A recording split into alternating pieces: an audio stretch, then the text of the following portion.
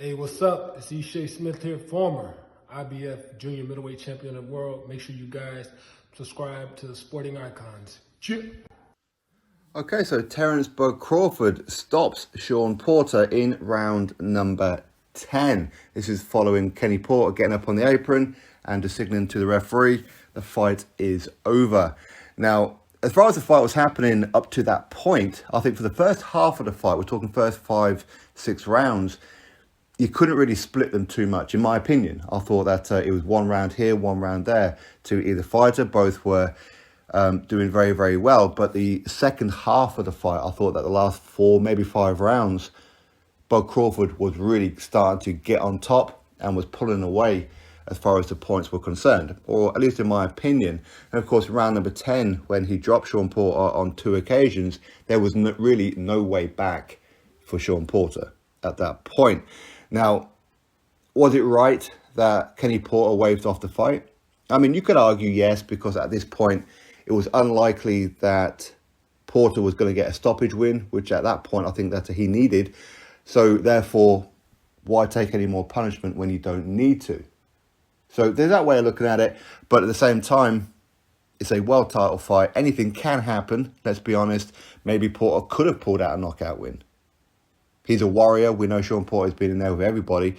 And with it being on a pay-per-view as well, just let him go the distance. Just let him go for 2 more rounds. For me, I think that this was a case of father stopping his son from taking any punishment rather than a trainer stopping his fighter. That's how I think it was. But of course, in the aftermath as well, with Shawn Porter announcing his retirement, video up on that one soon, which is...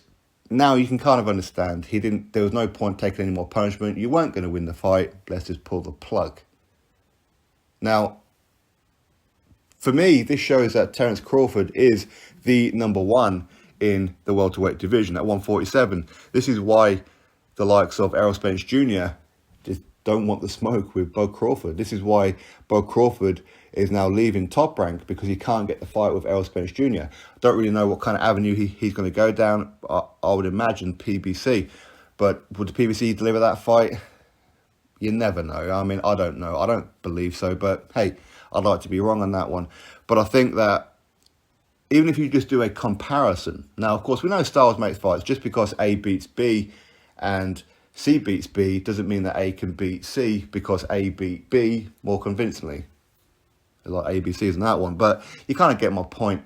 But for me, I think that when you look at Bud Crawford's performance with Shawn Porter, as much as in the first half of the fight, it was pretty even, but then with the way Bud Crawford just got on top of him and ultimately dropped him on 2 occasions and forced Kenny Porter to somewhat throw in the towel, that was a much better performance over Shawn Porter than Errol Spence Jr. When Errol Spence Jr. fought Shawn Porter, I thought that arguably, and I know a lot of people are quite venomously with it, that Shawn Porter beat Errol Spence Jr. and got jobbed.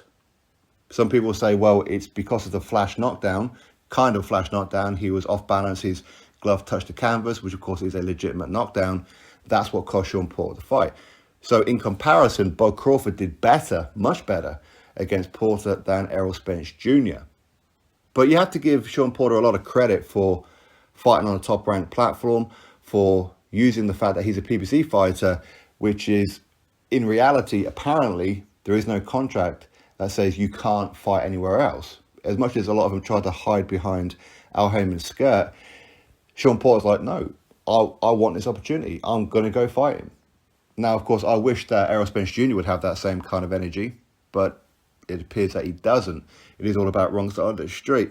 But very, very good performance from Bud Crawford. As I said, I thought Shawn Porter done very well. Shawn Porter done what we expected him to do, which was just march forward, flick out the jabs on the back foot and whatever else. He's very good defensively. You don't really see Shawn Porter hit the canvas, really, do you? But with this fight, Bud Crawford was just too good. He is too good. There's nobody in the 147 division that can come close to Bud Crawford. Errol Spence Jr. is, in my opinion, not just one level behind him, but quite a couple of levels behind Bud Crawford. But again, how good is Errol Spence Jr. since that car crash? He didn't look great against Danny Garcia, did he? And a lot of people who've been calling for Bud Crawford to try and get a good name on his resume at 147, even though he kind of has with like Jeff Horn and Kell Brook. Okay, they're not like prime fighters, but even so, although, I mean, for me, I think that Benavidez was a very good win on his resume. But hey, a lot of people are saying that he should go fight Shawn Porter. So hopefully now the same people who were saying he should go fight Shawn Porter, thus giving Errol Spence Jr. a pass because Crawford hadn't fought Porter, well, now he has, give him the applauders. Now push for the Errol Spence Jr. fight. Start holding Errol Spence Jr.'s feet to the fire. That's what I would say. But very, very good performance by Bud Crawford. Very dominant display. And the stoppage, weak stoppage, some will argue yes, some will argue no. But either way, a stoppage is a stoppage, isn't it? Shawn Porter's dad, Kenny Porter, pulled the fight. So anyway, drop your thoughts below. Click thumbs up, subscribe. Catch you on the next video.